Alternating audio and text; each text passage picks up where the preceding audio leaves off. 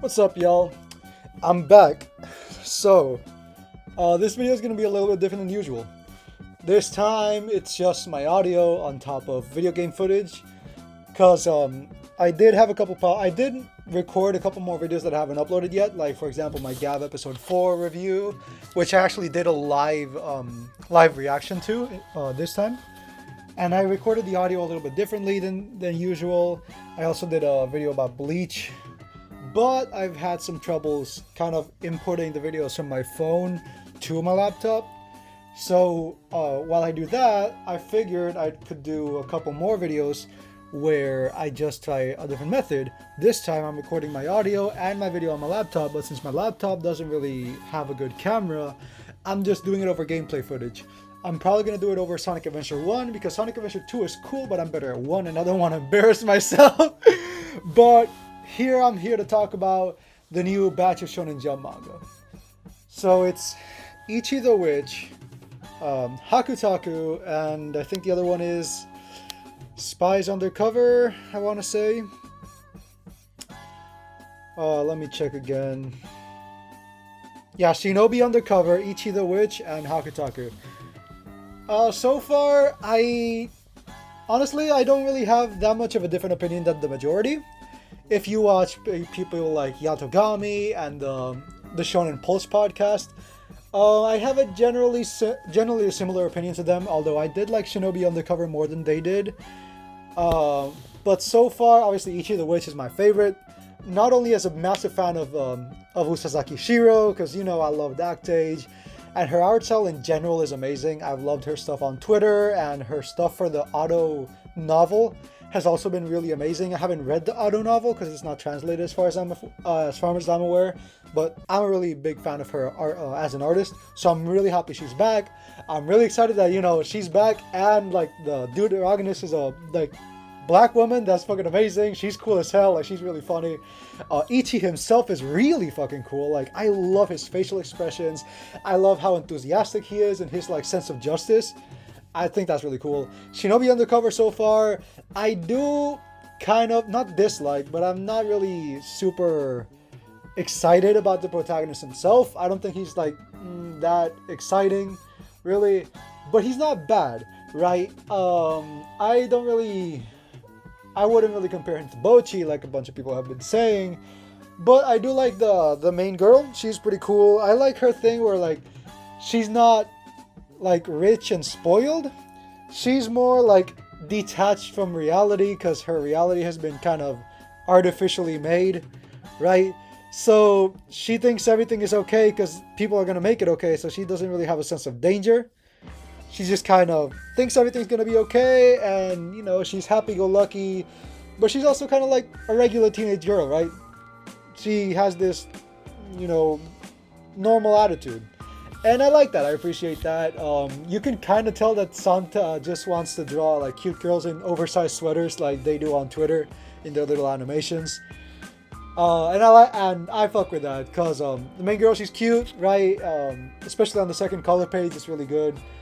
I like the action, the way the paneling kind of shows off their characters' speed. It's not as kinetic as something like Kagurabachi, but it does convey how fast, like how everything goes by in a blink of an eye, and how some of these movements are more subtle so that other people wouldn't catch on that they're actually like spies and they think it's just like something else happening, right? Especially when our main guy knocked the other guy over and like ripped his pants.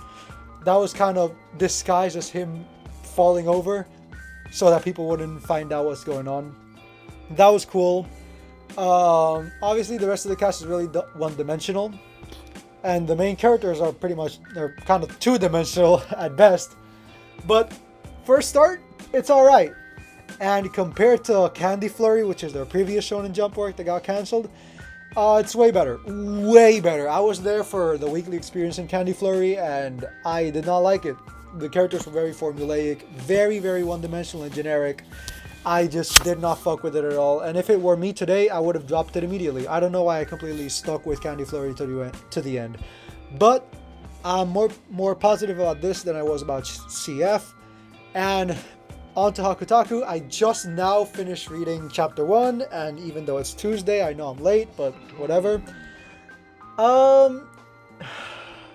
I don't like it. I'm just gonna rip out the band-aid. I don't like it. The one thing I did kind of like was the series of double spreads at the end, where he kind of got the neural overload. That was some really cool paneling. I love that art. It kind of gave me like Fooly Cooly vibes for the little manga segment in episode 1. That was really cool. The rest was kind of bad, right? It gave me the vibe of a Tumblr fake story. It's like, it's so I didn't realize people were bullying me, but then I made such a cool video game that everybody clapped. Like, come on, man, be for real, right?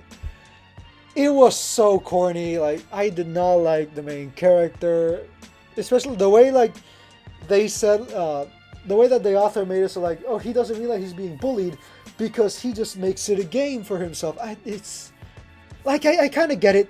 Like he's neurodivergent coded. And I also have a thing where, like, as a child, I did know I was being bullied, but a lot of the bullying that I was the victim of, I didn't realize that was bullying until later on.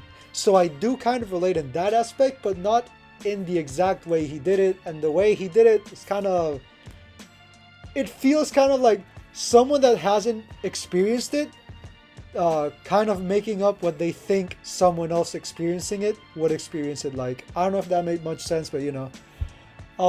Or I may just be an example of that one Twitter post saying like, autistic people when they meet someone that's just a little bit more autistic than them. That may be me right now. But the deuteragonist, she was cool. I think her name was Noto. I liked her hairstyle, like the whole like disheveled hair was pretty cool. I related to the it's hard to wake up before noon. That's pretty cool. But the rest, I didn't really rock with it, honestly.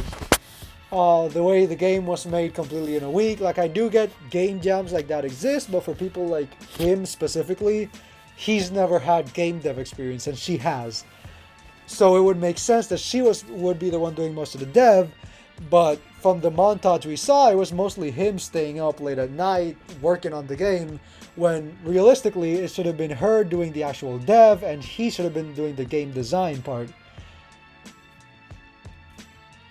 But nevertheless, we got what we got, and I don't know, I guess, to be entirely honest, this might be unfair because we're only speaking about chapter 1, and we don't have any semblance of a full picture yet.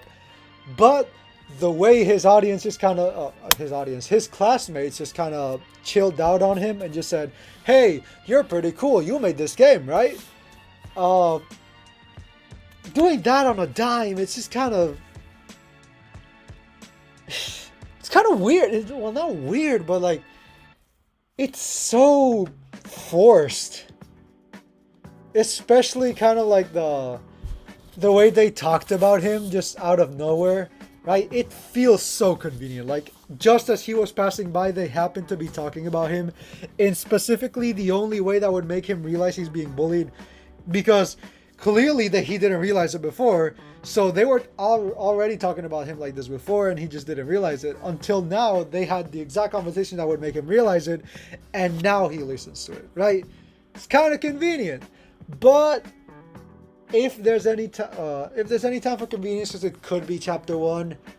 Except in settings like this, I don't really buy it as much, because these aren't events; these are just conversations that happen to happen, and I don't know. It just feels wrong, right? So yeah, Hakutaku didn't really do it for me, especially in the art department. I really did not like the art too much. We didn't get much of an explanation of what the game actually was. Hopefully, we're gonna get like some blurb about what the game actually is in the future, because I like stories that actually explain what the fuck is going on, what the fuck the characters are doing. Like Akane Banashi, I've never fucking heard of Rakugo before I started that manga, before it started serializing. But the way they explained it and showed everything going on, I followed along and I started liking it, right? And then also stuff like Haikyuu, also other like rock band manga and anime that I really liked. I think I made a video about rock band anime or manga, but I didn't upload it.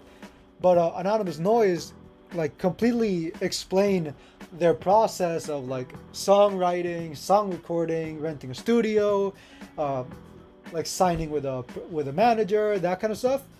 They explained that, and it was not too much, but just enough so that the audience could follow along without getting bored of the endless explanations. Likewise with Bochi the Rock, they also had a similar thing talking about songwriting and the process of like forming the band and getting the gigs. Girls Band Cry didn't really go into that too much, but they also did like touch on the topic by the end of the show. But this, at least in chapter 1 rather, in Hakutaku, they didn't really talk too much about what the game was. But again, I'll say right now, this is chapter 1. They just outright did not have the time to do this. Even though I would have appreciated it, I'm not saying this is something bad about it. I'm just saying it's something I would like to see in a future chapter. Hopefully next one or chapter 3 at the latest. Then, back to the other two. Shinobi Undercover, so far, I'm liking where it's going, but after chapter 2, like from chapter 3 onwards, I'm expecting, now we're going to get to know the other characters, right?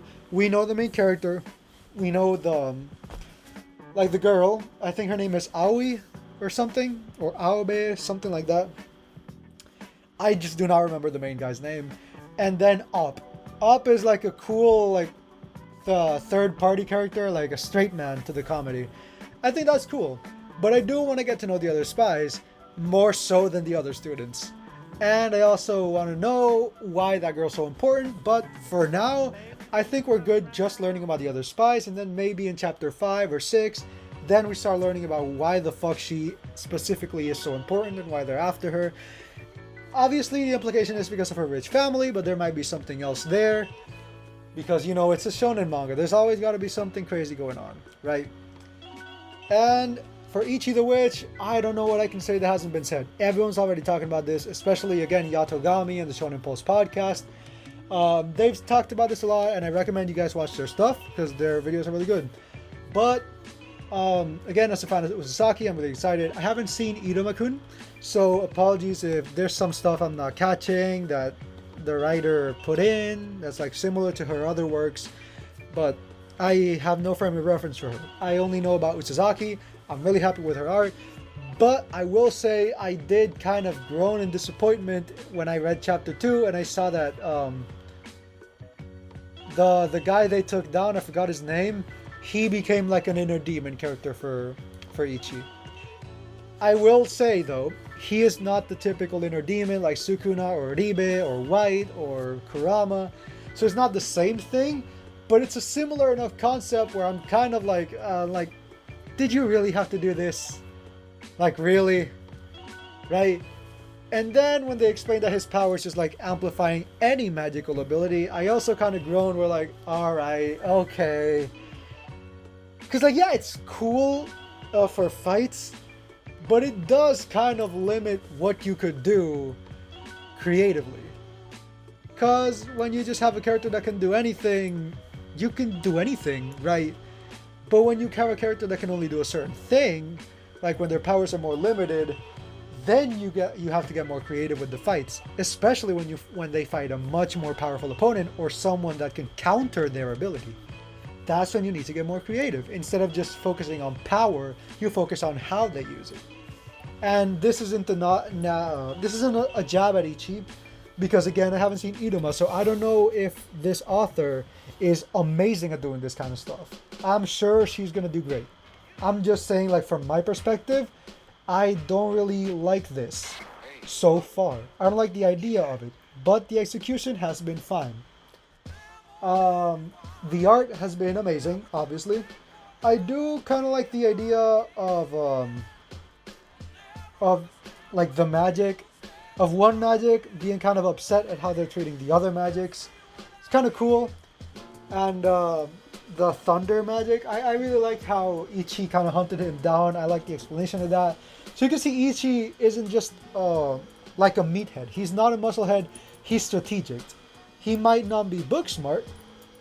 He's money smart makes him more intelligent. I'm just kidding. But he might not be book smart, but he is like strategic. He knows what he's doing, and you know he can handle himself in a fight, especially with a wild animal. But I do wonder how he's going to handle himself in a fight with a witch, an experienced witch too, because he's going to enroll in the Magic Academy, obviously, and I want to see who he has rivalries with, right? Part of me wishes it's something like the Magnostadt arc in Magi, which is, you know, one of my favorite arcs in manga of all time, because I fucking love Magi. It's my favorite manga, by the way.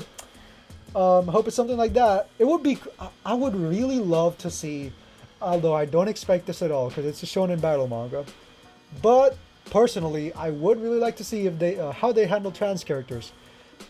Because how does the magic react to, like, a woman transitioning into being a male? Or a male transitioning into being a female, right? How would that happen? Or how would that, like, affect their magic abilities, right? It has a good, it's a lot of opportunities for world building, because then you could talk about, oh, does the magic react to who you are as a person? Like, you know, personally? Or is it just about biology? I don't think it's about biology, because Ichi got the powers, right? It might be about who you are as a person. So that would be cool, right? Although I don't expect this, and I will not be mad if they don't do it. I'm just saying it would. It's something that I would like to see. And also, again, it is partly because Magi in that arc did have a trans male character, and Tidus, that's my goat. He has like one of the best fucking arcs in all of Magi.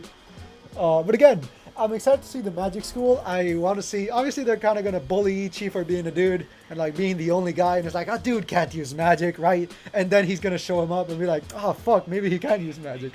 But he's still a dude, so like, who gives a fuck? That's going to be cool. I'm going to see, I'm excited to see him like fight his way to the top and like, you know, prove himself to everyone that doesn't believe in him. That's going to be cool. I'm in love with Descaras' personality. She is chewing up the scenery. I love how she's like, oh, I'm so delicate and gentle and beautiful. And he's like, what the fuck do you mean delicate? Dude, their dynamic is so fucking cool.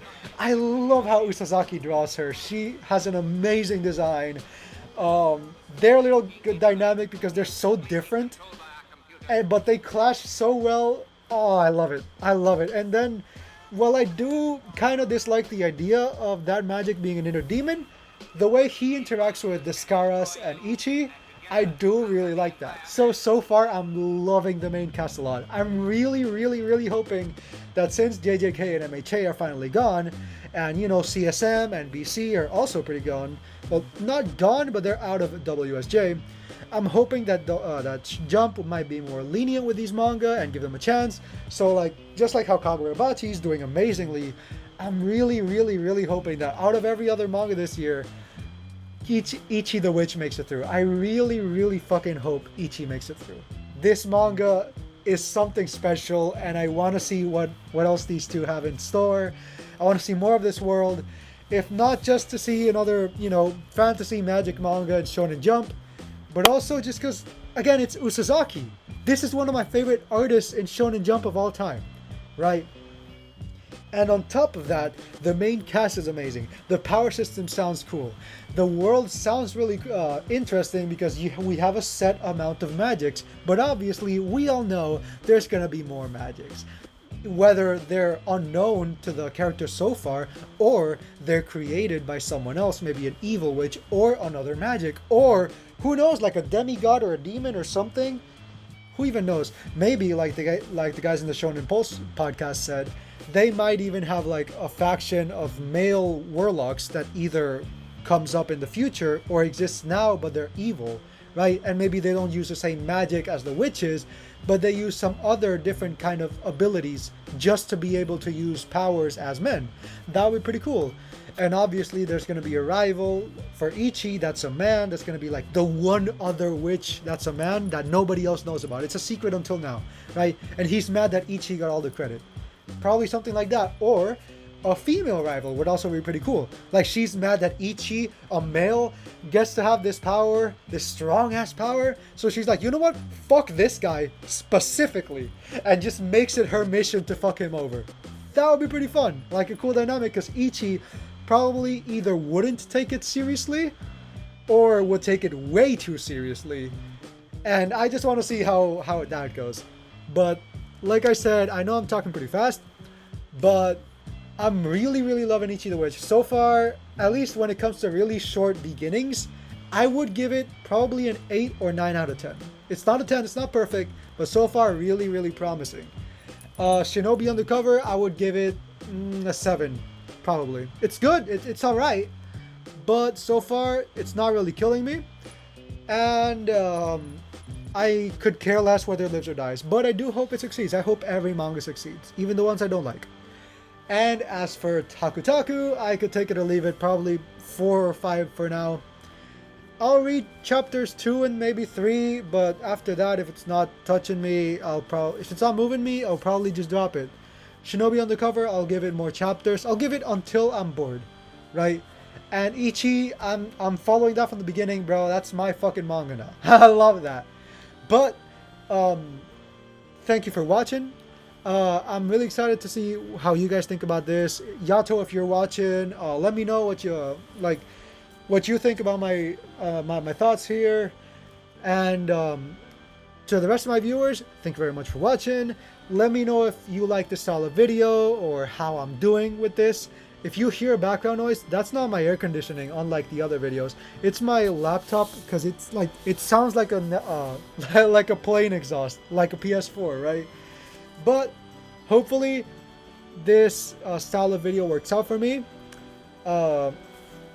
If I have more trouble exporting videos, importing videos from my phone to my laptop, I'll probably do more like this, where I can just do everything on my laptop natively. But for the third time, thank you for watching, and have yourselves a goddamn good one.